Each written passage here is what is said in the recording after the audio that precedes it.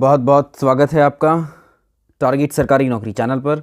मैं हर्षद अली। पहला सवाल देखो आज का, 16 सितंबर 2025 को कहाँ पर एशिया का पहला महिलाओं के लिए समर्पित कैंसर सेंटर का उद्घाटन किया गया है। इंपॉर्टेंट क्वेश्चन है ये। तो 16 सितंबर को नई दिल्ली में, तो ये कहाँ पर हुआ है? नई दिल्ली में।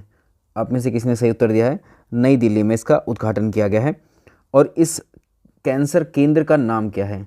इस कैंसर केंद्र का नाम भी पूछ सकता है आपसे, तो नाम याद रखिएगा, Apollo Athena. Apollo Apollo Apollo Athena. Apollo Athena इस केंद्र का नाम है। अपोलो एथेना इस केंद्र का नाम है। इस केंद्र का उद्घाटन किसने किया है? दिल्ली की मुख्यमंत्री हैं रेखा गुप्ता ने। निशा जी, प्रदीप जी, नमस्कार, गुड इवनिंग। परेशान हो रहे हैं, एग्ज़ाम पास आ रहा है। अपने मुख्य विषय की तैयारी को थोड़ा अच्छा रखिए सभी लोग। दूसरा सवाल देखें, मुख्य विषय पर फोकस्ड रहिए बिल्कुल। सवाल नंबर अगले पर आते हैं। प्रथम वार्षिक ग्रीन हाइड्रोजन अनुसंधान एवं विकास कॉन्फ्रेंस का आयोजन कहाँ पर किया गया था? सवाल को देखिए, ये भी नई दिल्ली में हुई है। ये कॉन्फ्रेंस भी नई दिल्ली में हुई है और इसको करवाया गया था नवीन और नवीकरणीय ऊर्जा मंत्रालय। किसने करवाया है? नवीन और नवीकरणीय ऊर्जा मंत्रालय। नवीकरणीय ऊर्जा मंत्रालय द्वारा, नवीकरणीय ऊर्जा मंत्रालय के द्वारा इसको करवाया गया है। नेक्स्ट, निम्न कथनों पर विचार करिए। 9 सितंबर 2025 को स्वच्छ वायु सर्वेक्षण 2025 के परिणामों की घोषणा की गई है। श्रेणी 1 में 10 लाख से अधिक जनसंख्या वाले जो शहर रखे गए हैं उसमें इंदौर ने प्रथम स्थान हासिल किया है। कल कुछ क्लास हम लगाएंगे, अगर आपके पास समय हो तो उन क्लास को अटेंड कर लीजिएगा, ठीक है। कुछ क्लासेस अब चाह रहे हैं कि 2 से 3 क्लासेस चली जाएं आपकी दिन भर में, तो कुछ इंपॉर्टेंट सेक्शंस जो है अब आपको बताते रहें। हिंदी का है, ओके।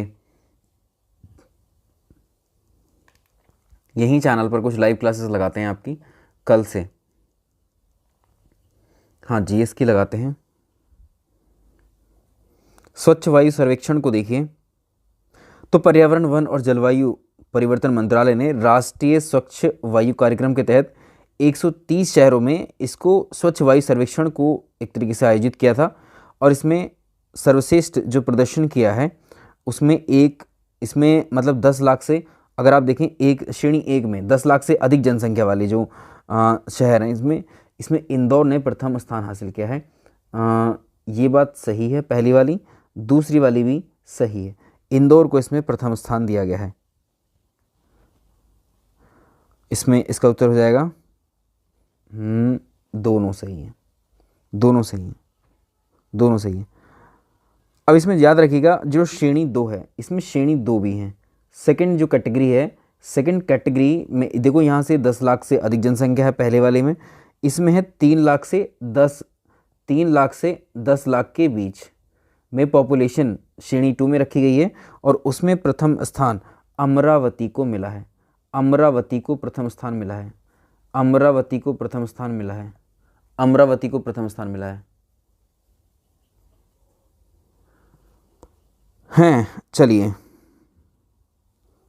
देखो, 10 लाख से अधिक जनसंख्या में इंदौर को प्रथम स्थान मिला है, ये याद रखिएगा। क्लियर हुआ? 4 से 14 सितंबर 2025 के मध्य 22वां राष्ट्रीय पुस्तक मेला कहाँ पर आयोजित किया गया था? राष्ट्रीय पुस्तक मेला 6 तारीख को आपका भी एग्जाम है, ओके, ठीक है। ज़्यादातर लोगों का 6 को ही है। हाँ जी, राष्ट्रीय पुस्तक मेले पर प्रश्न करते हैं। नेशनल बुक फेयर 22वां अंतर्राष्ट्रीय लेवल का है ये। तो Balrampur garden Lucknow, Balrampur garden UP का करंट हो गया है। Balrampur garden Lucknow, Balrampur garden Lucknow. इसका थीम भी पूछ सकता है आपसे। इसका थीम क्या रहा? विज़न 2047, ठीक। विकसित भारत, हमने आपको ये कई बार बताया है आपको, ठीक है, कि विकसित भारत कब तक बनाने का टारगेट किया गया है।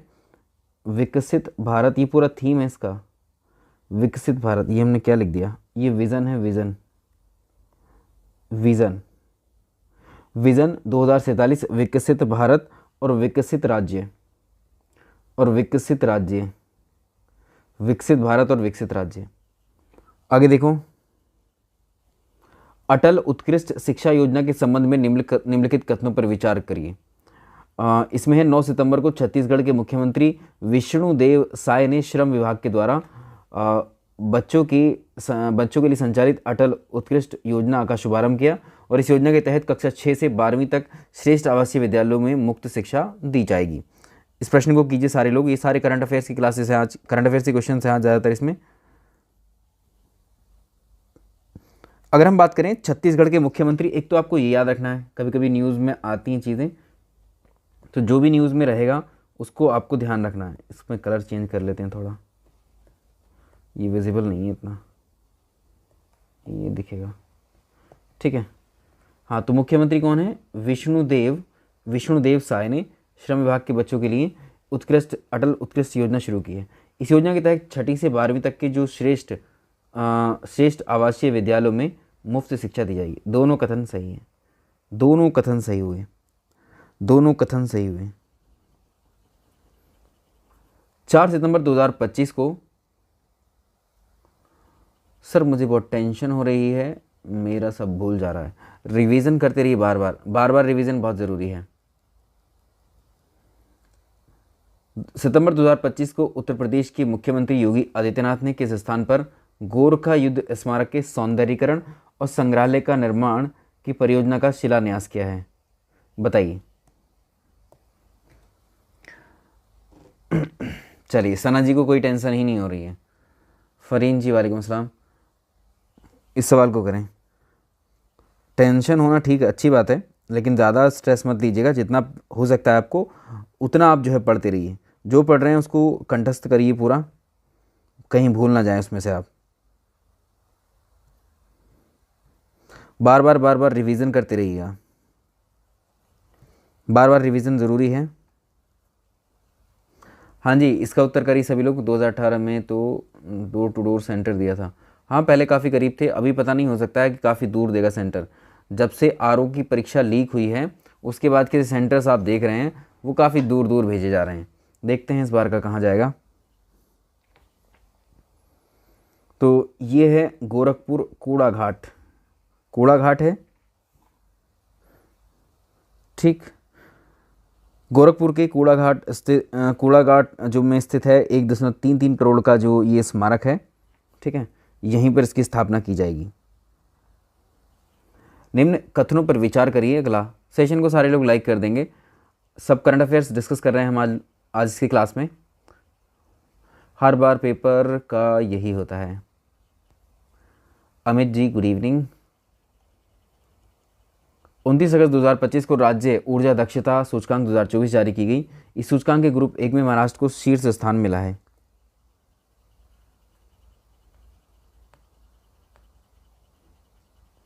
राज्य ऊर्जा दक्षता स्टेट एनर्जी एफिशिएंसी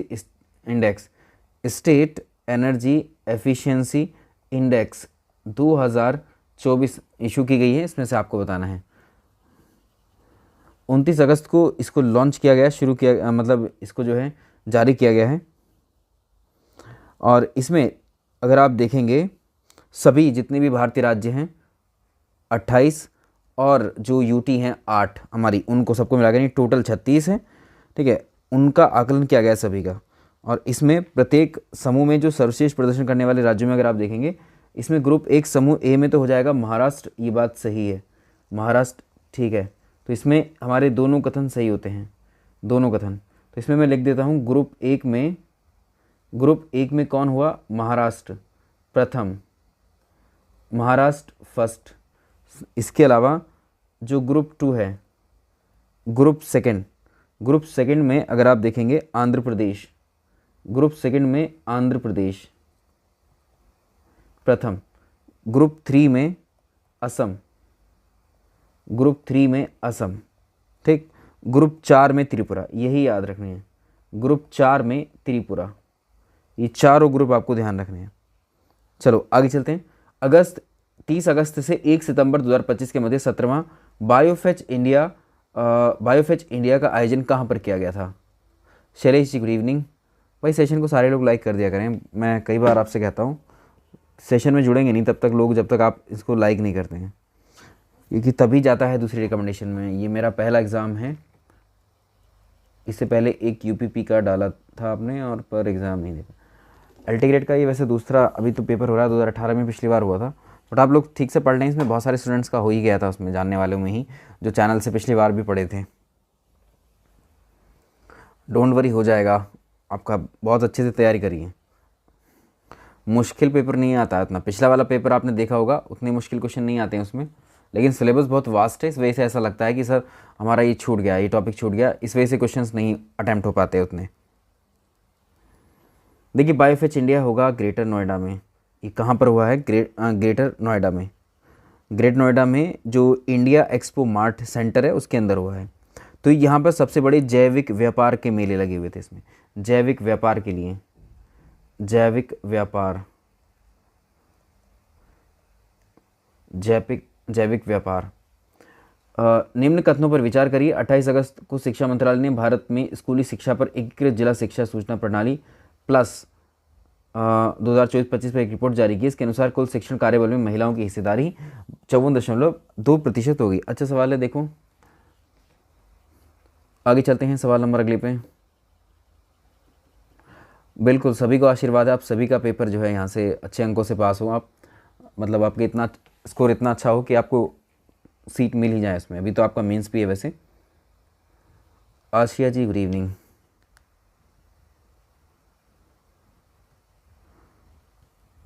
सवाल नंबर नेक्स्ट देखें।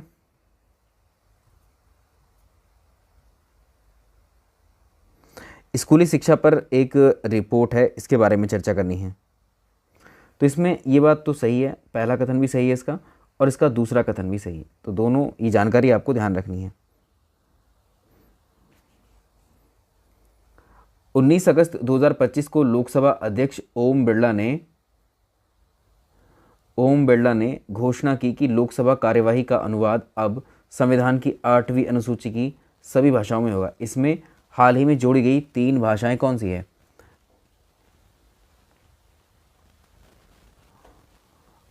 अगले सवाल पर आते हैं।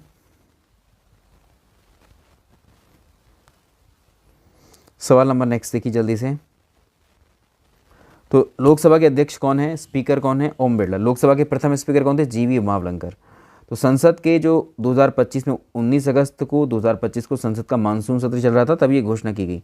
तो इसमें आपने देखा है जो शेड्यूल, हमारे संविधान का शेड्यूल 8, ठीक है, 8वीं जो अनुसूची है वो राजभाषाओं के ऊपर बात करती हैं, ऑफिशियल लैंग्वेज पर बात करती हैं।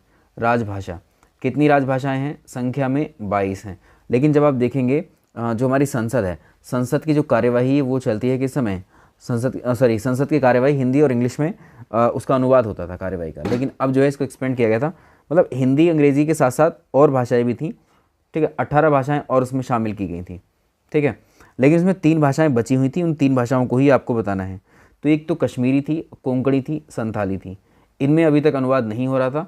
तो इनको शामिल करने के बाद में सारी जितनी भी ऑफिशियल लैंग्वेजेस हैं उन सब में जो है अब जो लोकसभा की कार्यवाही है वो आपको अवेलेबल हो जाएगी, सारा अनुवाद उसका हर भाषा में, जितनी भाषाएं मेंशन है। काजल जी गुड इवनिंग।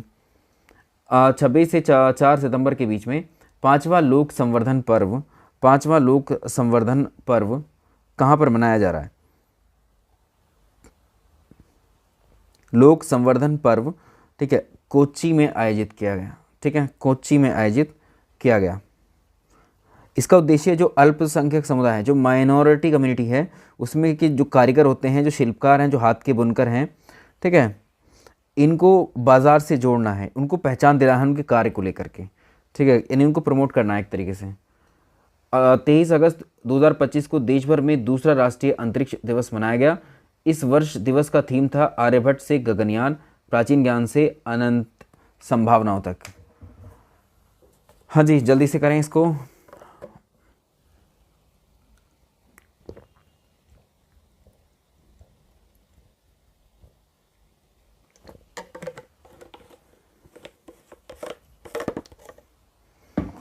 करंट नहीं आती हैं, चुपचाप पढ़ रहे हैं। देखिए करंट के क्वेश्चंस तो ज़्यादातर आप लोग नहीं अटैम्प्ट कर पाएंगे, लेकिन साथ साथ आप लोग सुनते हुए चलिए फिर, ठीक है। ज़्यादातर लोगों से करंट अफेयर्स नहीं बनेंगे क्योंकि नए क्वेश्चंस हैं सारे के सारे, जो पहले आपने पढ़े ही नहीं होंगे।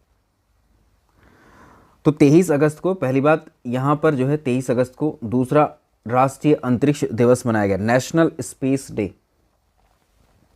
नेशनल स्पेस डे सेलिब्रेट किया गया, national space day, national space day celebrate किया गया। तो इस वर्ष थीम क्या थी? आर्यभट्ट से गगनयान, यानी प्राचीन ज्ञान से अनंत संभावनाओं तक। दोनों बातें सत्य हुई, दोनों बातें सत्य हुई। सवाल अगला, 15 से 19 सितंबर को अंतर्राष्ट्रीय परमाणु एजेंसी का 69वां महाधिवेशन कहाँ पर आयोजित किया गया था? ये अधिवेशन आयोजित किया गया था वियना में, ये आयोजित किया गया था वियना के अंदर, वियना के अंदर। तो अंतर्राष्ट्रीय परमाणु ऊर्जा एजेंसी, इसके बारे में अगर आपसे पूछेगा, इंटरनेशनल देखिए इंटरनेशनल एटॉमिक एनर्जी एजेंसी, ठीक, इसकी स्थापना पर प्रश्न पूछ सकता है आपसे। स्थापना हुई थी 1957 को, स्थापना हुई थी 1957 को। इसका जो हेडक्वार्टर है वियना में है, इसका हेडक्वार्टर वियना कहाँ पर है? ऑस्ट्रिया में, ऑस्ट्रिया में, ठीक। निम्नलिखित कथनों पर विचार करिए। अगला सवाल देखेंगे, 12 सितंबर 2025 को पूर्व मुख्य न्यायाधीश सुशीला कार्की ने नेपाल की पहली महिला प्रधानमंत्री के रूप में शपथ ली है और वर्ष 2016-17 तक नेपाल के मुख्य न्यायाधीश के रूप में कार्यरत थी। सेशन को अभी शेयर नहीं किया हमने, एक बार जरा शेयर कर देते हैं, आप इस प्रश्न का उत्तर करिए।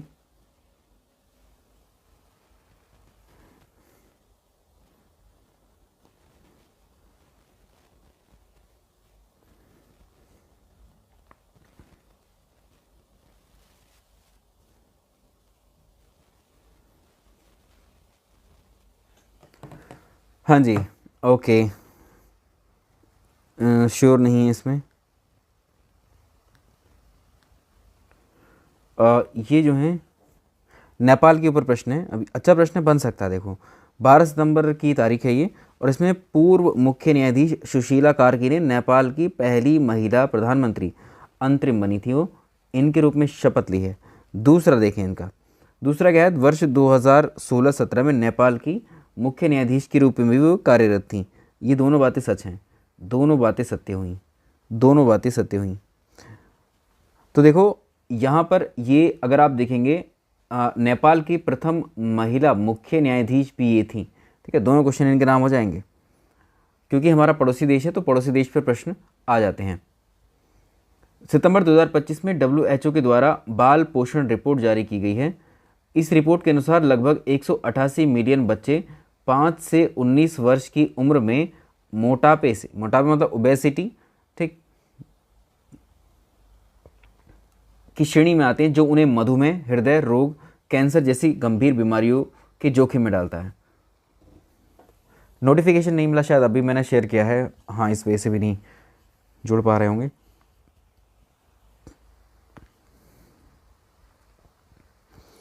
बाल पोषण report, the child nutrition report, child nutrition report, child nutrition report, child nutrition report आई है। हाँ ये भाई करंट अफेयर्स ही है, करंट अफेयर्स है ये हमारा 2025 का, तो उसको करवा रहे हैं।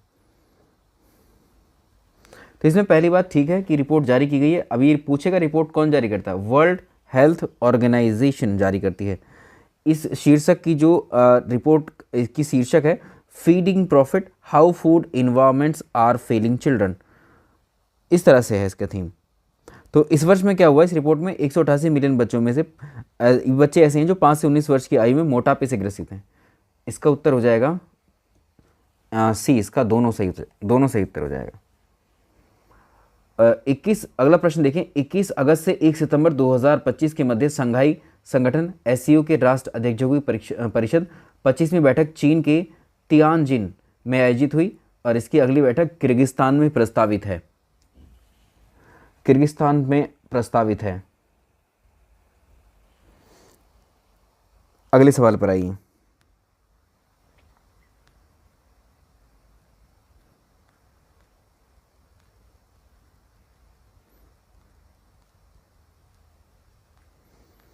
सवाल नंबर अगला देखें।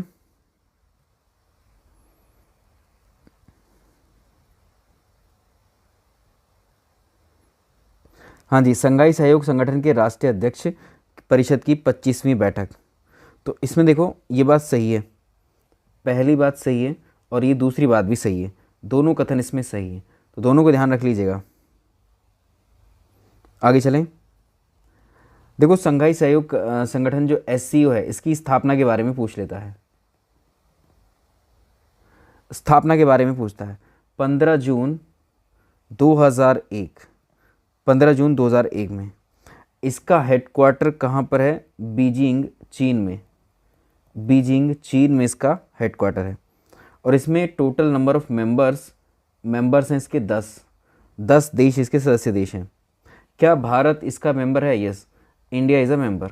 तो भारत सदस्य देश है इसका, भारत इसका सदस्य देश है। आज कुछ ज़्यादा ही, हाँ, सी ऑप्शन ज़्यादा हो रहे हैं। देखो दो जानकारी अगर गलत देंगे तो फिर दिक्कत होगी। तो शिखा तोमर जी, सर मैं संस्कृत स्टूडेंट हूँ इसलिए मैं इस विषय में शून्य हूँ, परंतु आप अच्छा पढ़ाते हैं। हाँ बिल्कुल, थोड़ा सा प्रयास करिए, आपको ये क्लियर हो जाएगा। शुभ्रा जी, सर जी आप डिनर करके क्लास लेते हैं, डिनर करते हुए देखेंगे, अभी आंसर नहीं दे पाए। ठीक है, आप लोग कर लीजिए, बाद में इसको अटैम्प्ट कर लीजिएगा। जो लोग बिजी हैं बाद में कर लीजिएगा, कोई दिक्कत नहीं है। पिंकी जी गुड इवनिंग। इस सवाल को करते हैं हम लोग। चलिए थोड़ा जल्दी चलते हैं, हमारे पास 40 क्वेश्चन हैं। 40 क्वेश्चन को पहले करते हैं, फिर बात करेंगे आपसे। अंतर्राष्ट्रीय बिग कैट अलायंस, अंतर्राष्ट्रीय बिग कैट अलायंस, अंतर्राष्ट्रीय बिग कैट अलायंस, इसको देखें। 23 अगस्त 2025 को कौन सा देश फ्रेमवर्क समझौते पर हस्ताक्षर करके आधिकारिक तौर पर अंतर्राष्ट्रीय बिग कैट अलायंस IBCA में शामिल हुआ है? तो ये देश है नेपाल। ये देश है नेपाल, नेपाल इसमें शामिल हुआ है। तो नेपाल के भौगोलिक क्षेत्र में अगर आप देखोगे तो बाघ है, हिम तेंदुआ है और सामान्य तेंदुए जैसी प्रजातियां उसमें भी पाई जाती हैं, इस वजह से उसको भी शामिल किया गया है। तो नेपाल ने क्या किया था, देखो T*2 करके एक प्रोग्राम आया था, तो उसमें क्या किया गया था, 2022 तक जिन देशों में टाइगर हैं, बाघ हैं, उन जो टाइगर्स की संख्या है उनको 2 गुना करना था। नेपाल ने अपनी जो 2022 तक अपनी बाघों की आबादी थी 3 गुना बढ़ा ली थी, और नेपाल में बाघों की संख्या कितनी हुई? 355। ठीक है, लगभग अप्रॉक्सीमेटली 355। ठीक, आगे चलें। अब देखो इसमें बड़ी शानदार बात क्या है, इंटरनेशनल बिग कैट अलायंस जो है, international big cat alliance IBCA का आपको स्थापना पूछ सकता है। ठीक है, इसकी स्थापना देखो 2024 में। ठीक, 2024 में स्थापना। इसका हेडक्वार्टर, इसकी मुझे बताइए ज़रा, स्थापना हेडक्वार्टर कहाँ पर इसका? भारत में ही है, भारत में। तो 29 फरवरी 2024 को भारत सरकार की कैबिनेट ने जो IBCA है इसकी स्थापना को मंजूरी दी थी। अब देखो इसमें एक बिग कैट है, बड़ी बिल्लियां। बिग कैट अलायंस का मतलब क्या है, बिग कैट का मतलब क्या है ये भी समझ लो। बिग कैट की प्रजातियों में तो बाघ जैसे बिल्लियों की प्रजातियों से संबंधित है, जैसे कि कैट है, माफ़ कीजिएगा, बाघ है, शेर है, तेंदुआ है, हिम तेंदुआ है, चीता है, जगुआर है, प्यूमा है, ये सब एक जैसे दिखते हैं आपको, इन सबको शामिल किया गया। सितंबर 2025 को घोषित अफीम पोस्ता वार्षिक लाइसेंसिंग नीति 2025-26 किन राज्य के किसानों पर लागू होती है? किन राज्यों के किसानों पर लागू होती है? किन राज्यों के किसानों पर लागू होती है? वार्षिक अफीम पोस्ता, ओपीएम पोपी लाइसेंसिंग नीति है ये राजस्थान, मध्य प्रदेश और उत्तर प्रदेश के किसानों पर लागू की जाएगी। राजस्थान, मध्य प्रदेश, उत्तर प्रदेश के किसानों पर ये लागू की जाएगी। भाई सेशन को सारे लोग लाइक कर दीजिए।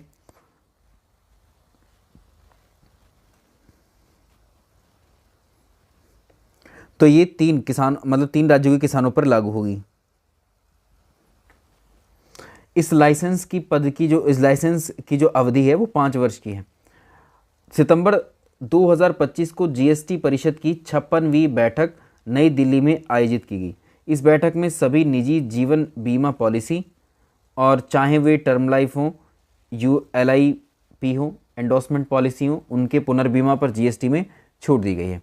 देखो इसमें क्या किया गया है ऐसा। साजिदा जी वालेकुम अस्सलाम। इस प्रश्न पर आइए सभी लोग।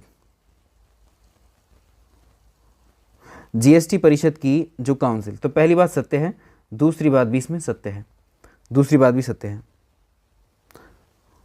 अब देखो GST, अब एक प्रश्न हमने आपको अलग से कई बार करवाया। GST जो परिषद होती है, GST परिषद की मीटिंग हुई, GST परिषद की अध्यक्षता कौन करता है? अध्यक्षता करता है कौन? वित्त मंत्री।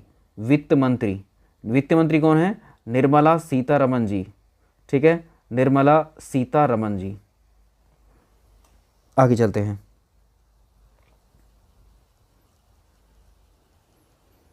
भारत में हिमाचल प्रदेश से पहले किन राज्यों को पूर्ण साक्षर राज्य का दर्जा मिला?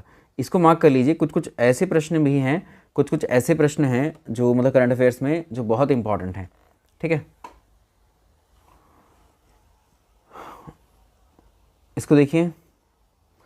हिमाचल प्रदेश से पहले बताइए, हिमाचल प्रदेश से पहले पूर्ण साक्षर यानी कंप्लीट लिटरेट जो स्टेट है कौन सी बनी है? 8 सितंबर 2025 को हिमाचल प्रदेश को पूर्ण साक्षर राज्य, फुल्ली लिटरेट स्टेट घोषित किया गया है। फुल्ली लिटरेट स्टेट घोषित किया गया है हिमाचल को। कब? 8 सितंबर है, 8 सितंबर 2025 को, 8 सितंबर 2025 को घोषित किया गया। दूसरा, इसमें हिमाचल प्रदेश ने जो है 99.3% साक्षरता दर हासिल की है। 99.3% साक्षरता दर इसने हासिल की है, और जो इसमें टारगेट रखा गया था 95% का रखा गया था। ठीक है, 95% का रखा गया था। तो हिमाचल प्रदेश ने इतनी हासिल की है। इसी के साथ जो हिमाचल प्रदेश, मिज़ोरम, त्रिपुरा, गोवा के बाद, तो मिज़ोरम, त्रिपुरा, गोवा के बाद में ये चौथा पूर्ण साक्षर राज्य बन गया है। ठीक, छात्र शिक्षक अनुपात में अगर आप देखेंगे, छात्र शिक्षक अनुपात में हिमाचल प्रदेश प्रथम स्थान पर रहा है। ठीक है, आगे चलें। अब देखो यूटी में कौन सा पूछेगा? यूटी में अगर आपसे पूछेगा तो यूटी में जो लद्दाख है, यूटी में जो लद्दाख है वो पूर्ण साक्षर होने वाला फर्स्ट यूटी है। फर्स्ट यूटी बना है पूर्ण साक्षर, फर्स्ट यूटी। आगे चलते हैं। आप लोग की काफ़ी सारी क्वेरीज आ रही हैं।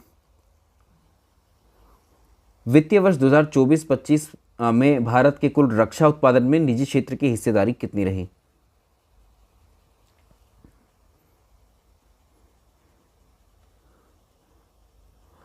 आकांक्षा जी, अभिषेक सर धोखा दे दिए हैं SST वालों को। नहीं नहीं, SST क्लास आपकी लगेगी, SST क्लास आपकी लगेगी, डोंट वरी। आगे चलते हैं।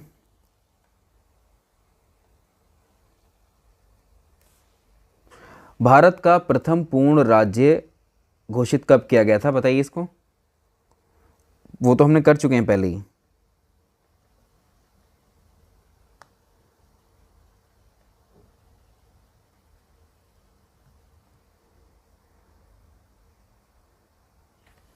हाँ चलिए अगला करिए। हाँ अगले पर आइए।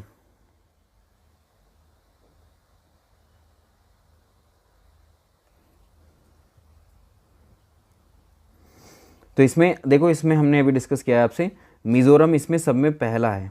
ठीक है, मिज़ोरम पहला है। 20 मई 2025 को घोषित हुआ था ये, 2025 को। 95% से ज़्यादा जिसने साक्षरता हासिल कर ली ना, वही आगे जाएगा उसमें। प्रश्न अगले पे आइए। वित्तीय वर्ष 2024-25 में भारत के कुल रक्षा उत्पादन में निजी क्षेत्र की हिस्सेदारी कितनी थी?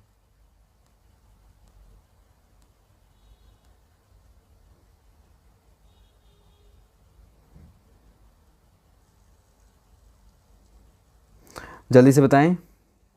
तो ये थी 22.56%, 22.56%, 22.56% ये थी वित्तीय वर्ष 2024-25 में भारत में कुल रक्षा उत्पादन में निजी क्षेत्र की हिस्सेदारी। 19 अगस्त 2025 को मध्य प्रदेश मंत्रिमंडल ने किस स्थान पर इलेक्ट्रॉनिक मैन्युफैक्चरिंग क्लस्टर स्थापित करने का निर्णय लिया है?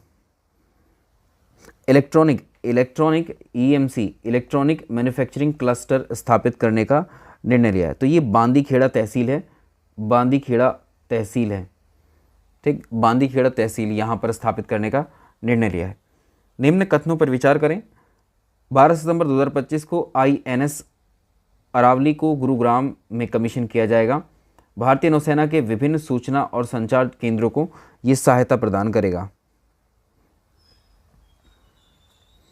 इस सवाल पर आइए।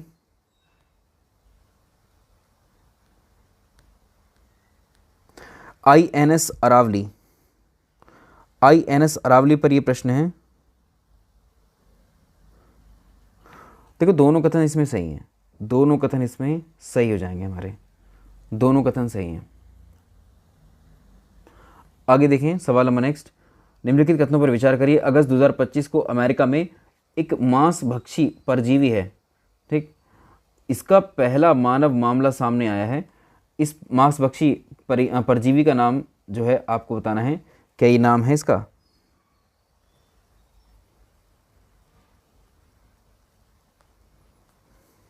चलिए सवाल नंबर नेक्स्ट पे आइए जल्दी से सभी लोग।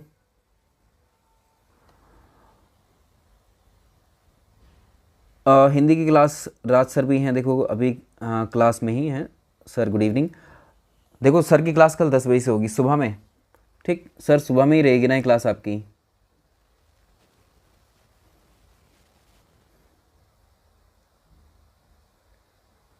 हिंदी क्लास 10 बजे रहेगी सर, कल रहेगी, आज रहेगी, ये भी थोड़ा सा स्पेसिफाई कर दीजिएगा।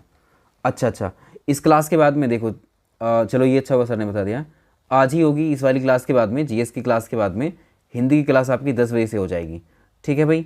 जो लोग हिंदी वाले बच्चे हैं वो क्लास में जुड़े रहिएगा, हमारे बाद में वो वाली क्लास हो जाएगी आपकी हिंदी की।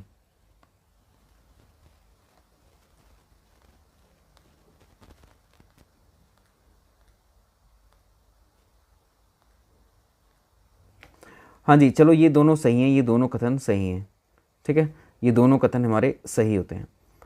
निम्नलिखित कथनों पर विचार करिए। अगस्त 2025 में नासा ने जेम्स वेब स्पेस टेलीस्कोप के द्वारा यूरेनस का एक नया 29वां सैटेलाइट खोजे जाने की घोषणा की। इस उपग्रह को नाम दिया गया है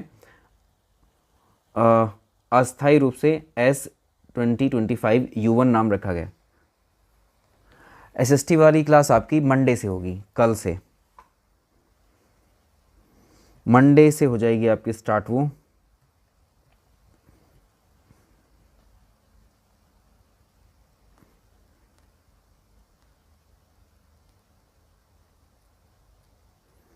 चलिए भाई जल्दी से आइए आगे, इस वाले प्रश्न का उत्तर करिए।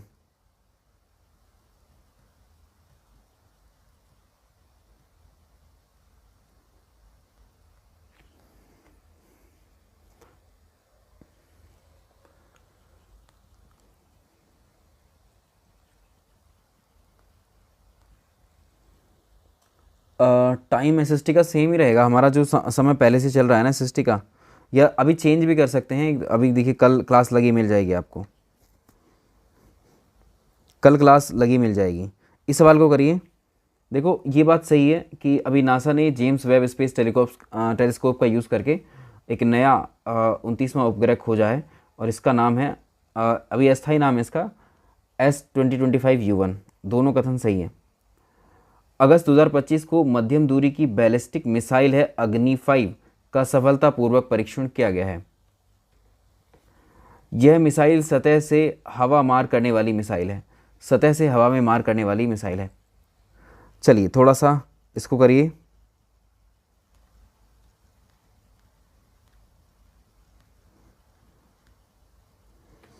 देखो इसमें पहला कथन बिल्कुल ठीक है, लेकिन ये सतह से हवा में नहीं, सरफेस टू सरफेस, सतह से सतह पर ही मार करती है। ये दूसरा गलत हो जाएगा, पहला सही। आगे देखें, 2 से 4 सितंबर तक भारत का सबसे बड़ा सेमीकंडक्टर इलेक्ट्रॉनिक शो चौथा सेमिकॉन इंडिया 2025 यशोभूमि नई दिल्ली में आयोजित किया गया था। इसका मुख्य विषय अगले सेमीकंडक्टर पावर हाउस का निर्माण करना था। देखो ये दोनों बातें सही हैं, दोनों बातें सही हैं। जो हमारा सेमिकॉन इंडिया है 2025, ये नई दिल्ली में आयोजित किया गया था और इसका थीम था अगले सेमीकंडक्टर पावर हाउस का निर्माण करना। आगे देखो, नवंबर 2025 में 30वां संयुक्त राष्ट्र जलवायु परिवर्तन सम्मेलन कहाँ पर आयोजित किया गया था? सवाल अगला देखें, नवंबर 2025 में 30वां संयुक्त राष्ट्र जलवायु परिवर्तन COP30 कहाँ पर आयोजित किया गया था?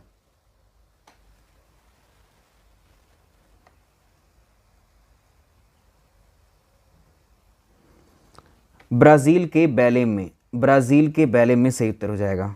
ठीक है, ब्राज़ील के बेलेम में इसका सही उत्तर हो जाएगा। बंकिम चंद्र चट्टोपाध्याय ने भारत के राष्ट्रीय गीत वंदे मातरम की रचना किस वर्ष की थी? बंकिम चंद्र चट्टोपाध्याय ने भारत के राष्ट्रीय गीत वंदे मातरम की रचना किस वर्ष की थी?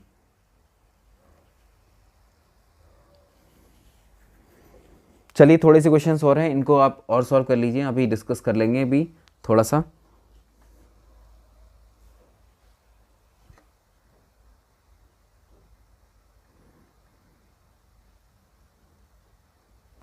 तो देखो 7 नवंबर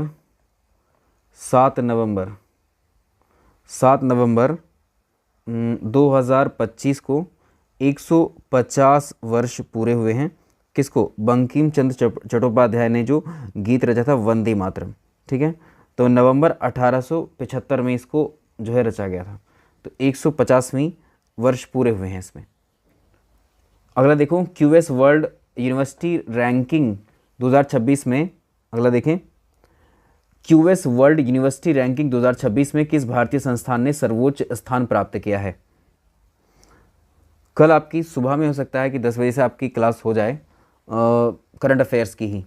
करंट अफेयर्स अब काफ़ी क्लासेस लेने वाले हैं इसकी।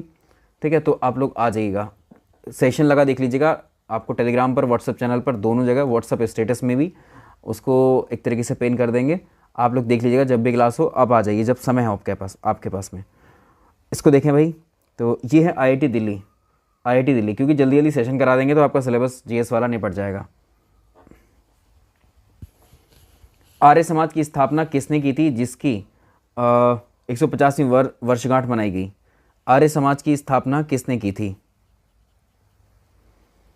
देखो ये सवाल ऐसे भी आ सकता है, 12 बजे के बाद फ्री होते हैं। बाकी लोग बताइए 12 बजे के बाद ही करेंगे इस क्लास को, ये पहले करेंगे? स्वामी दयानंद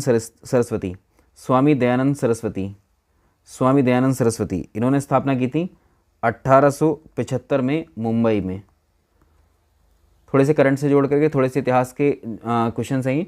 भारत के 53वें चीफ जस्टिस ऑफ इंडिया के रूप में किसे नियुक्त किया गया है? भारत के 53वें चीफ जस्टिस ऑफ इंडिया के रूप में किसको नियुक्त किया गया है? इनकी नियुक्ति बताइए कौन करते हैं? भारत के चीफ जस्टिस ऑफ इंडिया की नियुक्ति कौन करते हैं? तो न्यायमूर्ति सूर्यकांत है ये, न्यायमूर्ति सूर्यकांत। हाँ ठीक है, इनकी नियुक्ति राष्ट्रपति करते हैं। कन्फ्यूज़न नहीं रखना है आपको, कंफर्म याद रखना है, कंठस्थ रखिए बिल्कुल सारी चीज़ें। 1 बजे से आ जाएंगे कल आप लोग। देखो चलो 1 बजे से आप लोग लाइव आ जाइएगा, कल दोपहर में 1 बजे से लाइव आ जाइएगा। और सुबह में अगर हम क्लास आपको अपलोड करेंगे किसकी, जो उत्पादन वाली, हमने खनिज उत्पादन और फल उत्पादन, सब्जी उत्पादन वाली क्लास आपको बता करके रखी है, वो कल सुबह में मॉर्निंग में अपलोड कर देंगे, उसको भी देख लीजिएगा, उसका PDF भी दे देंगे आपको। चक्रवात है मोन्था, अगला सवाल देखें। आज वैसे वो क्लास होनी थी, मैंने आपको बोला था। चक्रवात मोन्था 28 अक्टूबर 2025 को आंध्र प्रदेश के, अगला सवाल देखिए। नेक्स्ट क्वेश्चन है, चक्रवात मोन्था 28 अक्टूबर 2025 को आंध्र प्रदेश के किस तटीय क्षेत्र के पास पहुंचा था? 1 बजे से नमाज है, ठीक है।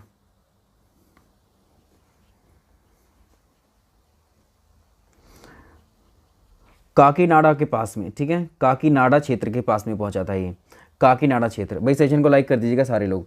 8वें वेतन आयोग सेंट्रल 8वें वेतन आयोग के अध्यक्ष कौन हैं? तो लेटेस्ट करंट है, इसको भी हम करवा देते हैं। रंजना प्रकाश देसाई, रंजना प्रकाश देसाई।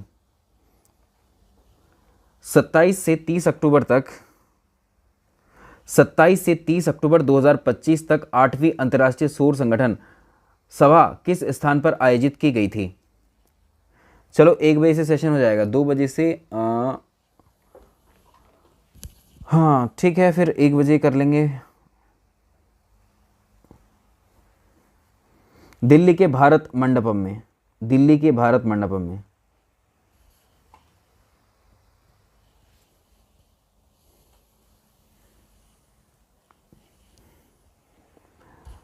अगला सवाल देखें, भारत के चुनाव आयोग द्वारा संचालित विशेष गहन पुनरीक्षण। अगला देखो, भारत के चुनाव आयोग द्वारा संचालित विशेष गहन पुनरीक्षण SIR क्या है?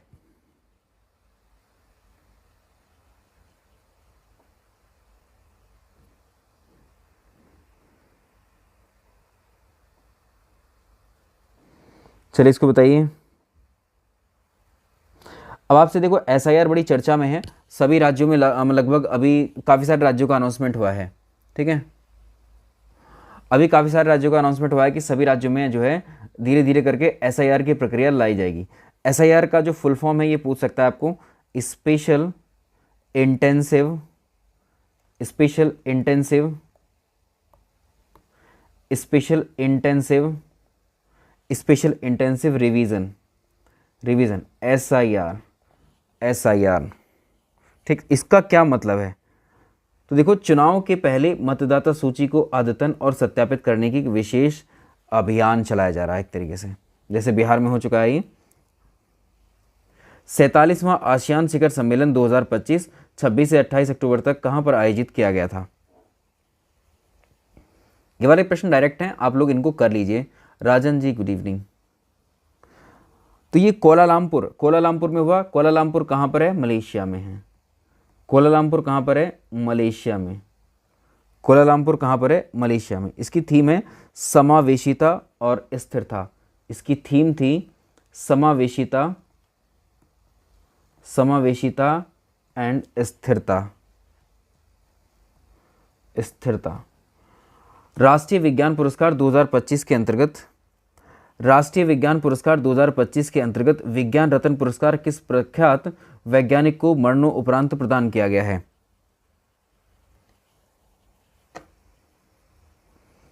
इस सवाल पर आए तो राष्ट्रीय विज्ञान पुरस्कार अगर आप देखेंगे, ये हैं जयंत विष्णु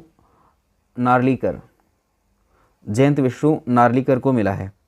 तो इनको भौतिकी और ब्रह्मांड विज्ञान के क्षेत्र में योगदान दिया है, इसलिए इनको दिया गया है मरणोपरांत। मानव रहित गगनयान जीवन मिशन कब प्रेक्षित होने वाला है?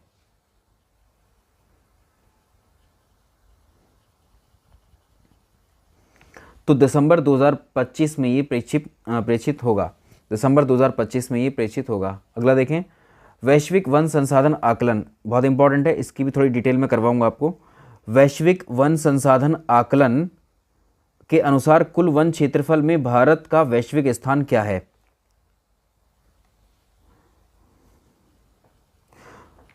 वैश्विक वन संसाधन आकलन के अनुसार कुल वन क्षेत्रफल के मामले में भारत विश्व के टॉप 10 कंट्रीज में 9th पोजीशन पर है। ठीक, तो ये वाली रिपोर्ट भी एक पूरी डिस्कस कर लेंगे हम एक क्लास के अंदर। ठीक है, ये वाली, उसमें हम भारत की वन स्थिति रिपोर्ट पढ़ेंगे और वैश्विक वन स्थिति रिपोर्ट को भी देखेंगे, जो ये वाली है।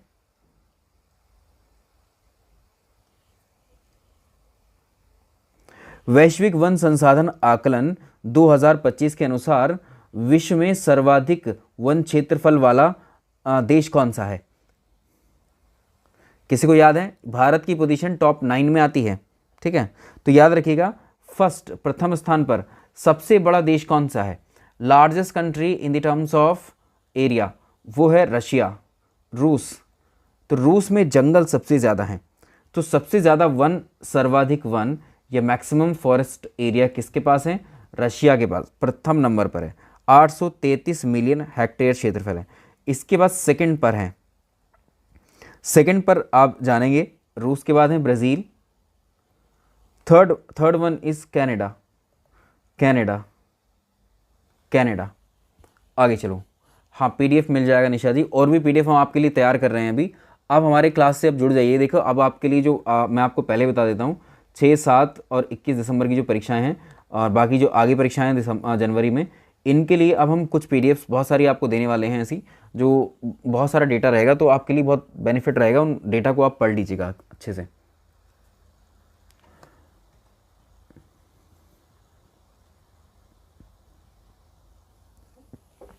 जापान की पहली महिला प्रधानमंत्री कौन बनी है? जापान की पहली महिला प्रधानमंत्री कौन बनी है? सारे लोग सेशन को एक बार लाइक कर दीजिए, और ये वाली क्लास का स्ट्रेंथ आप लोग बढ़ाइए। 86, 89 पर डेली हम रह जाते हैं, थोड़ा सा बढ़ाइए इसको। अब तो एग्ज़ाम करीब आ रहा है, अब तो और ज़्यादा होनी चाहिए। इसको देखिए, जापान की पहली महिला प्रधानमंत्री कौन बनी है? Sanae Takaichi. साने तकाइची 21 अक्टूबर को बनी है 2025 को। क्षेत्रीय संपर्क योजना है उड़ान, उड़े देश का आम नागरिक इसका फुल फॉर्म है, जिसे 21 अक्टूबर 2025 को अपने 9 वर्ष पूरे कर लिए। ये परियोजना किससे संबंधित है? कोई बता पाएंगे? उड़े देश का आम नागरिक। सर प्लीज़ दिन वाली क्लास 12 बजे से कर दीजिए। ठीक है, 12 बजे कौन कौन लोग आ जाएंगे? आ जाइएगा। ठीक है, 12 बजे से कर लेंगे, जो लोग ज्वाइन कर पाएँ 12 बजे से कर लीजिएगा। सेशन लगा मिल जाएगा, हमारी उसके हिसाब से देख लेंगे। चलिए 92 हो गए हैं, अभी 92 हो गए हैं। तो देखो, हवाई यात्रा को सस्ता करना, आम नागरिकों के लिए हवाई यात्रा को सस्ता करना, छोटे शहरों को कस्बों से जोड़ना आदि। 2030 में राष्ट्रमंडल खेलों की मेजबानी कौन सा भारतीय शहर करेगा? 2030 में राष्ट्रमंडल खेलों की मेजबानी कौन सा देश करेगा और कौन सा भारतीय शहर करेगा?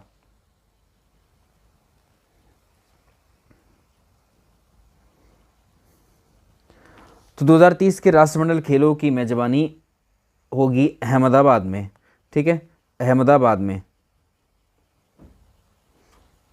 तो भारत यानी अहमदाबाद। अब टाइम चेंज कर देंगे, नहीं कल दोपहर तो 12 बजे का ही कर देंगे। कल क्लास करना है किसी भी हाल में। ठीक है, अब थोड़ा डेली चलना है। बच्चों के लिए आधार बायोमेट्रिक अपडेट अनिवार्य रूप से किस उम्र में करवाना आवश्यक है? अब सभी लोग, जितने भी लोग लाइव यहाँ पर क्लास को सुन रहे हैं या बाद में देखेंगे, वो ध्यान रखिएगा, हमारी क्लासेस अब और ज़्यादा हम लेकर के आने वाले हैं, थोड़ा कंटेंट आपको देने वाले हैं। तो डेली क्लास से जुड़िए, नई नई उसमें करंट अफेयर्स हैं, उसमें आपकी बहुत सारी चीज़ें हैं जो आपको मिलने वाली हैं। तो यहाँ से कंटेंट मिल जाएगा आपको आपकी परीक्षा के लिए। इसको बताइए, जनरल क्वेश्चन है ये, एक जनरल क्वेश्चन है ये। तो 5 वर्ष की आयु जब हो जाती है तो बायोमेट्रिक करवाना ज़रूरी होता है, और 15 वर्ष की आयु तक। ठीक, इन एज में बायोमेट्रिक की आवश्यकता होती है। 2026-27 विपणन सत्र के लिए 160 रुपये प्रति क्विंटल की वृद्धि के बाद गेहूं का एमएसपी क्या है? 2026-27 विपणन सत्र के लिए 160 रुपये प्रति क्विंटल की वृद्धि के बाद गेहूं का एमएसपी 2025 में क्या है?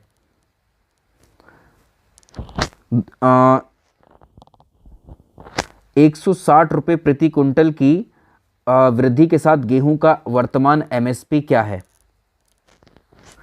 चलो अंतिम क्वेश्चन है ये, मेरे ख्याल से अंतिम ही है। इसको बताइए, अभी ये लास्ट क्वेश्चन है हमारा आज का, ये अंतिम क्वेश्चन है। तो इसमें चलो संख्या भी आज 100 हो गई है अंतिम क्वेश्चन पे। 2585। ठीक है, एमएसपी क्या होता है? Minimum support price. ये वो प्राइस होता है जिस पर सरकार किसानों से जो है उसकी फसल को खरीदने का वादा करती है। एमएसपी मिनिमम सपोर्ट प्राइस, यानी ये वो मिनिमम प्राइस है जिस पर कुछ भी हो, मतलब कुछ भी परिस्थितियाँ हों, अगर किसान के पास गेहूं को बोल दिया है वो इतने रुपए में खरीदेगी सरकार भारत के किसानों से, तो उतने में ही खरीदेगी। यही होता है मिनिमम सपोर्ट प्राइस।